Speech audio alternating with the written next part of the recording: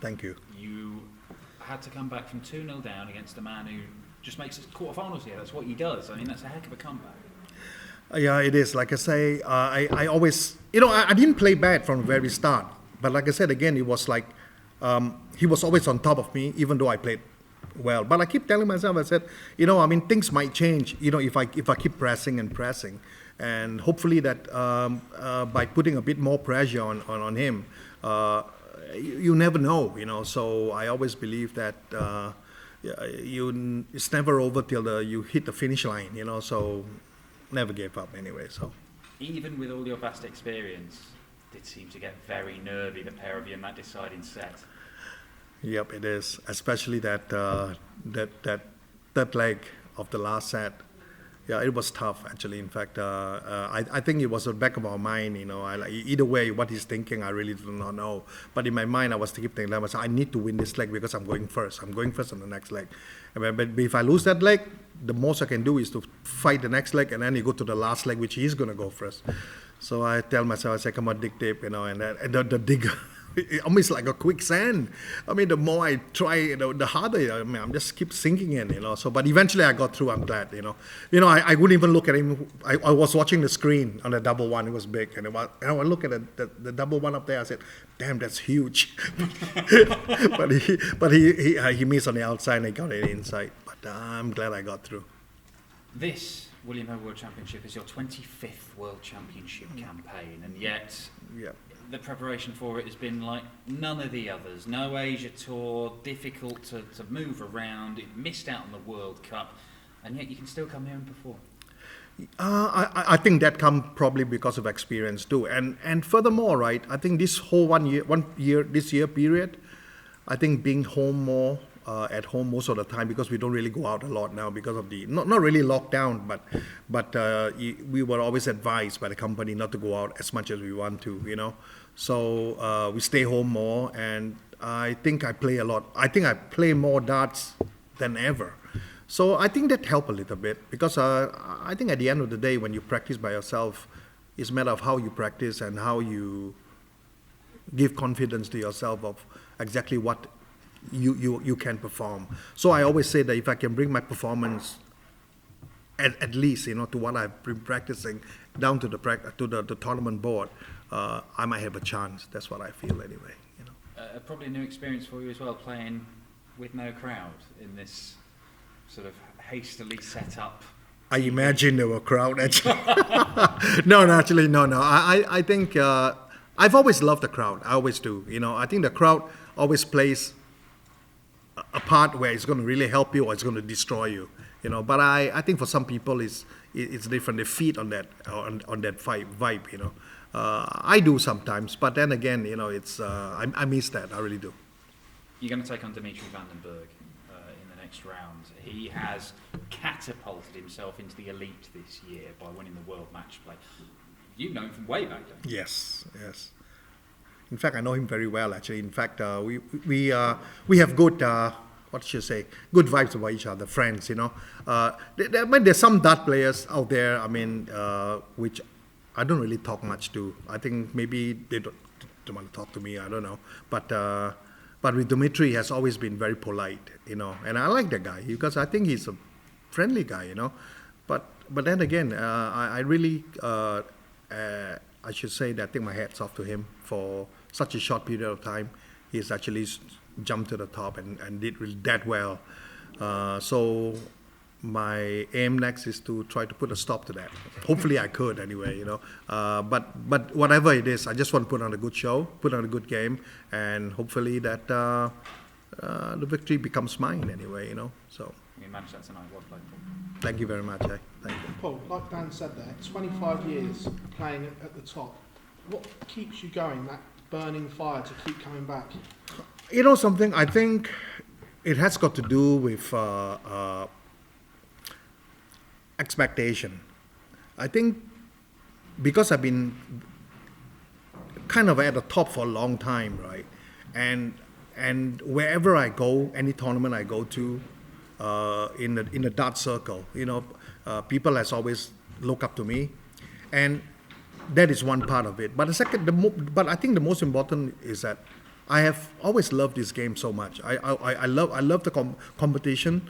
I love the way the competition has drive the excitement of people, and it has become more and more better. And I mean, once upon a time you don't really see darts on TV, but now you really you can watch them worldwide.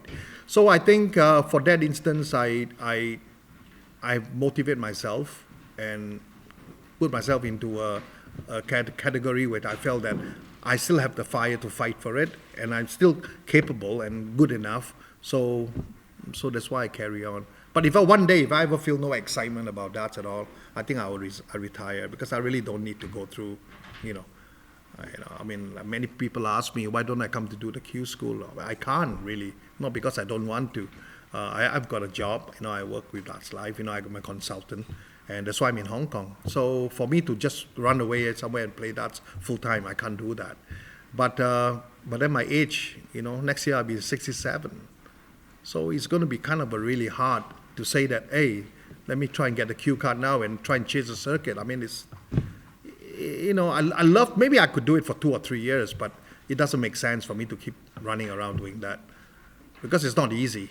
It's brutal. I mean, the circuit is really, honestly, if you're not young and you don't have the drive and you don't have the longevity to do it, for me, it's very difficult to do it. So I got to think about it. Unless Matt make me a good offer.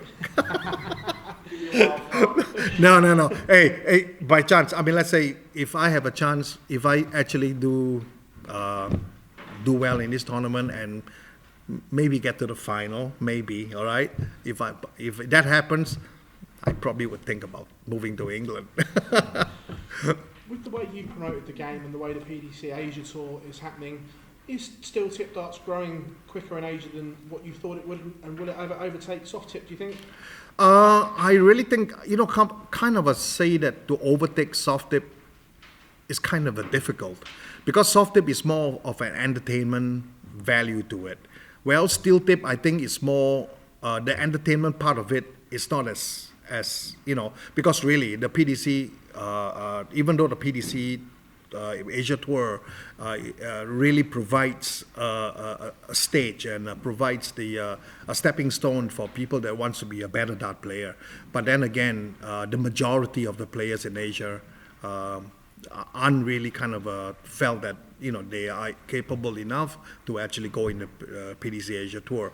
But again, right, the awareness of darts is very important, I think, because the population is there. I mean, look at the population of China is 1.5 billion people, and I know the schools and all that are all involved, the kids. Now, if they ever actually get involved, I think it will be like Europe, the juniors and all that will be coming in. So I think it is a spark anyway. It's just a matter when the fire burns, is all, So there's always a good chance that it's going to grow to the next level. I believe that. Well, thank you as always. Thank you. Just one from me, Paul. Yes. Right. This World Championship was the most Asian players we've seen in the World Championship stage, 2 from China. Yes. Of course, from the Philippines, there's plenty of Asian players this year. How much has the Asia Tour done to progress that over the last couple of years? Well, it has. I mean, like I said again, the PDC, when they first got involved with the PDC Asia Tour, I think that was the biggest thing, the greatest thing for darts in Asia anyway, because there are a lot of prospects. But again, like I say again, good players is one thing, but if you do not have the chance to actually realize and to be in the same group of people like what PDC is, or in the Players Championship, the tour and all that, then you realize that how difficult it is. But there are people, the players are capable. I mean, Philippines especially, they have always been a steel tip, for generation. I know the guys that have been playing for years, and all these people, all they do is play darts. They play steel darts. We try to push a soft tip there. It doesn't work because they are really hardcore steel tip mindset. And for that instance, Philippines is just one of the country. But I really do believe China, sooner or later, if something do happen and actually goes the awareness becomes better, China is going to have a lot of good players from China. I really believe that. Thank you very much for your time. Thank you. Paul, just wondering how much longer do you plan on playing? Do you have ambitions of becoming the oldest player to play in the World Championship? Wow, you know something, that's, like I say again, the only thing that I would actually stop if my health stops me. That's why I'm very careful in my health right now. I think because, you know, it's very important anyway. I mean, if you're not healthy, you just can't play darts, you know. For me, age is only a number. I can still kind of play a few rounds of golf and, you know, and still move around, so that's okay. So until the day that I feel that I can't take it anymore, then I'll retire. But I will not retire from darts. I will still be part of darts because even, you know, like I said, I own a dart bar, you know, in Hong Kong. I own a dart bar in Malaysia. But I think more importantly is that I like to become maybe some sort of a instructor or something to teach the younger generation, you know, give them a bit of advice. And I'm sure there are many situations that I can actually go into. And I was offered something to do in China too. And I believe that maybe one day if I stop from playing, maybe I'll become a kind of a, start to, you know, some sort of group teaching and all that, and start to spark up junior dart players from China anyway. Thanks, Paul. Well done on the win tonight. Thanks, bud. Paul,